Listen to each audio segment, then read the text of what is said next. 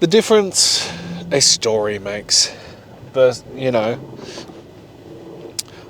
So, long story short, I nearly died. Doesn't really carry as much brevity and catastrophic nature as... And there I was. And in that moment, I watched my life flash before my eyes. And it could have all been over. Thankfully, due to God, the universe, whatever you want to believe in, I survived. Slightly different characteristics on how things are. And I was thinking about that because the other day, as I told you guys, on my way to work, I blew out a car tyre. Rather inconvenient into my working day, especially when, it's 1 degree outside. But nonetheless, everything was fine, everything worked out, it was all good. But there was a moment where, there was a series of events where I was just like, my goodness, what a day. And one of them was, I'm out there and my car broke down on the side of the highway. So there is consistently trucks fucking legging it past. The car shudders a little bit, car's going, it's an 80 zone. People are fucking hauling ass on that. And there isn't really enough side passage to really pull over. There's enough for my car to fit, and that's about it. Anyway, so I'm out there trying to change this tyre, get the busted tyre off. It is shredded to the nines. Like, if I tried to continue driving, I was driving on the wheel, no tyre to be seen.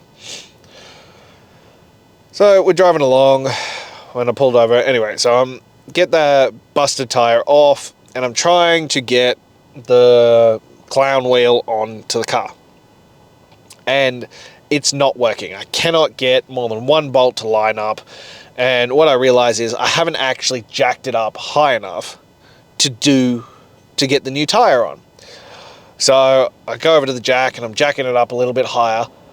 And thankfully I was standing back a little bit, which, was a kind of catch-22. It was great for what happened next, but wasn't so good for doing the jacking. Because, I was further out and was closer to traffic. Anyway, so we go on, and suddenly the jack breaks. It snaps, the car comes crashing down onto it. Thankfully, I was not near it. No feet were crushed, no hands, no nothing. All 10 digits still intact, which is, if you ask my wife, a goddamn miracle, because I do not have those skills. So everything was fine. Anyway, so the jack breaks. I'm like, you know what? I'm going to hop back in the car now and call up the tyre place and be like, can you send someone out with the jack, please? I've just broken the jack.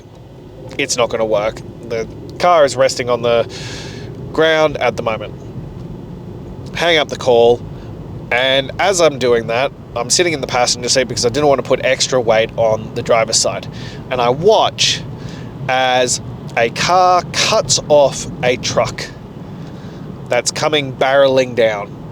And so it swerves and misses my car by the bee's dick at most. 15th, it misses my car by that. Just so fucking close. And then veers off and then pulls back in. And I look in there and I sit there in that moment and go, if I'd been out there trying to put that wheel on, I would have been splattered.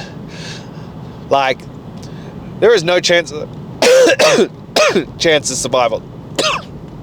I would have been dead and dusted. No questions asked. And or the truck would have continued on and absolutely obliterated that car right next to me, which also probably wouldn't have ended well for me. Either way, the scenario wouldn't have been good. And so it brought up to mind these two things. One, sometimes what we perceive as giant inconveniences are actually benefits. Whether you call it God, the universe, life, karma, I don't know, I don't care what you call it. but something higher than you will inconvenience you to push you towards something better. And that's what this was. It was an inconvenience, you know. As I said to you before, I've learnt to just take these things in my stride, and it just is what it is. You know, you just roll with it, and it works out, and it's fine. But, yeah, it could have been this massive thing. But because that jack broke, because that thing changed, I was all good. I survived.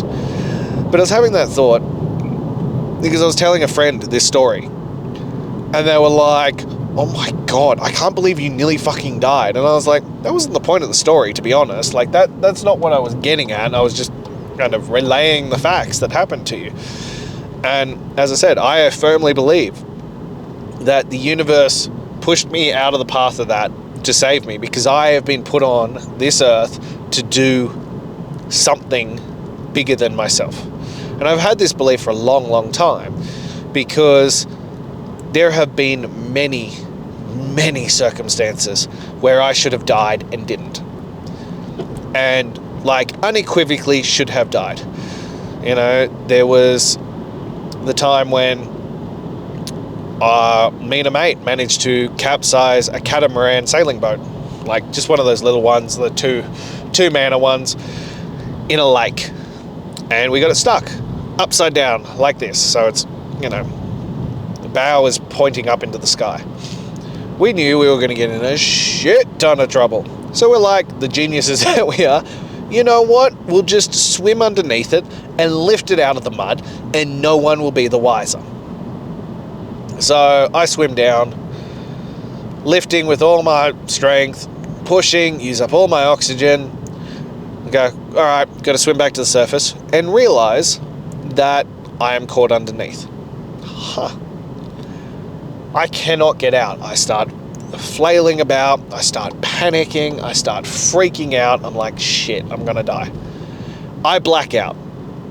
I wake up floating on the surface. No fucking clue what happened. Not a clue in the world. I just was there. My mate hadn't even noticed that I was drowning. To this day, the universe, God, whatever you want to call it, something saved me. We were in a car accident. We were being idiots, you know, don't recommend it, don't preach it, but we were young, we were drunk. I wasn't driving, but we had an accident. We rolled that car 3 times and landed on our side. And we were in between 2 trees. We all should have died that day. Walked away, 0 injuries. And we later find out that many, many people have died on that corner because there is black ice on that corner. Something looking out for me. What ended my basketball career, well, the majority of it, at least my college career, I got a staph infection on the back of my leg. Couldn't get to the hospital, decided to fly home, ended up entering my bloodstream, and I nearly died on the flight home. It's like this big, this giant staph infection that entered my bloodstream.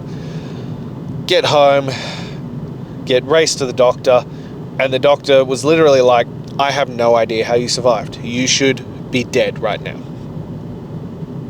And neither do I. Stroke of luck. Someone looking out for me. A higher purpose was yet to be fulfilled. Don't know, something out there. You know, the list of these things, these incidents where I should have died just kept happening. Another one where I was driving a car, I was 19, I aquaplaned my car across 4 lanes total from my side across the oncoming traffic. I slid in front of a truck. I watched the whites of the eyes of this man as I kind of went across in front of him. Come across the other side, crash into the other side. Not only am I unfazed, unscathed, no injuries, the car still drives. I drive it the fuck away. I have had more and more of these incidents where I am like, for whatever reason, God, the universe, karma, whatever you want to call it, has kept me on this planet. And I believe it was for this. I do. I truly believe that it was for this. That I was meant to make an impact. I was meant to do great things in my life. Thus, chasing greatness, the whole thing. I was meant to be called to something. And I think it is this. We shall see. But nonetheless, all of this comes back to the point of two things. One, I truly, firmly believe that we have a calling in our lives. That we were destined and called to do something. And the question is whether we listen to that voice. We listen to the muse. We listen to whatever higher power you believe in. Because it keeps calling. And as I've said to you before, it kept calling me. It kept showing up, and it would whisper, and then it would talk a little bit louder, and then it punched me in the fucking face, and I learnt my lesson. And then I went backwards, and it had to punch me in the face again, and I had to learn my lesson again. Because I was called for something greater than what I was doing. I was meant for more. And I believe you have the same calling. I believe you are called to do something bigger than yourself, called to do something. And what that is might vary from person to person. It might just be being the greatest father that you could humanly possibly be. It could be inspiring others and leading by example. It could be building a $100 million business that changes the game. It could be leading a revolution, a movement that inspires men to lead their best life. It might just be being the best version of yourself and leaving that job that makes you hate your fucking life and loving your life. I don't know what you're called to. Only you can know that, and only you can figure it out. But I do firmly believe that we are all called to something. And those that live a life of shallowness and live a life of regret reach this point when they get to the end of the road and go, I wish I would have done X.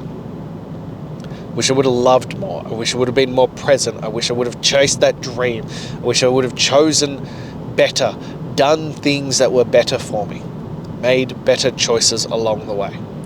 I firmly believe that we are all called to these things. And whether we answer the call or if it just eats away at our soul and we just slowly let that call die. Because that call will be given to someone else. If you don't take it up, it will be given to someone else who is ready to take on that responsibility. And we as men need to take on responsibility. We need to take on more of the load and do more, because it's where we find this satisfaction. There is this joy, this happiness. I do firmly believe that a lot of anxiety, a lot of depression and hating our lives comes from lack of action, lack of responsibility, lack of taking on this call to action. So we need to do this. We need to step up and take on this call. The other thing that is brought to mind is how we tell the story. And we've spoken about it before, that perception is reality. How we perceive the world and situations as they arrive is how our reality is. It can't be dictated differently because that's how we perceive it. So how you tell the story to others, to yourself, to the voice in your head matters, because it'll determine how you show up and how you react to situations. As I said, with this story, if you tell it in a really blasé way, most people are going to respond and be like, whatever, dude. Like, that's truly a nothing thing. And that's how most people took it. They were like, they didn't take into account the story that I was telling. And they were just like, oh yeah, you got a flat tire. Sucks, man. And I'm not telling this story to be like, oh, I'm such a victim. Oh, woe is me. No. But I found it interesting how separate people can interpret the same story so differently. And it is one of those that how you tell the story matters. So when you are telling yourself about your life, how do you describe it? How do you tell that story? When you talk to other people, how do you tell that story?